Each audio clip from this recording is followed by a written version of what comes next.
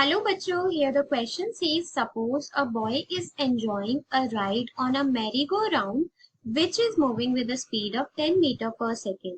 It implies that the boy is A option at rest, B option moving with no acceleration, C option in accelerated motion and D option moving with uniform velocity.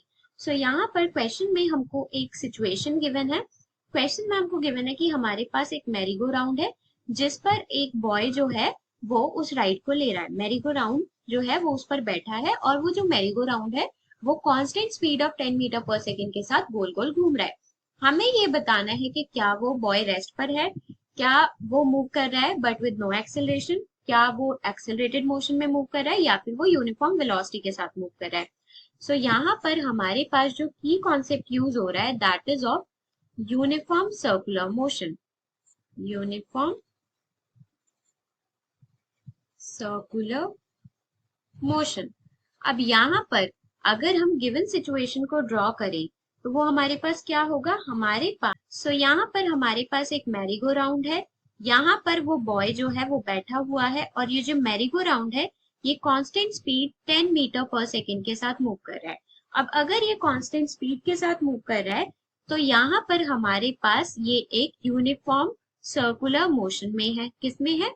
Uniform circular motion. अब जब भी हमारे पास uniform circular motion होता है तो motion तो हो रहा होता है तो पार्टिकल रेस्ट पे नहीं, तो ए ऑप्शन हमारा इनकरेक्ट. अब यूनिफॉर्म सर्कुलर मोशन में हमारे पास सेंट्रीपिटल फोर्स जरूरी होती है जो कि सेंटर के टुवर्ड्स एक्ट करती है. सेंट्रीपिटल फोर्स हमारे पास जरूरी है मतलब कि हमारे पास सेंट्रीपिटल एक्सेलरेशन जरूरी है. सेंट्रीपिटल एक्सेलरेशन, तो यहाँ पर हमारे पास एक्सेलरेशन है जिसको हम बोलते हैं सेंट्रीपिटल एक्सेलरेशन और इसकी वैल्यू होती है v²/r, जहां पर हमारे पास r है इस रेडियस, इस मैरीगो राउंड का रेडियस.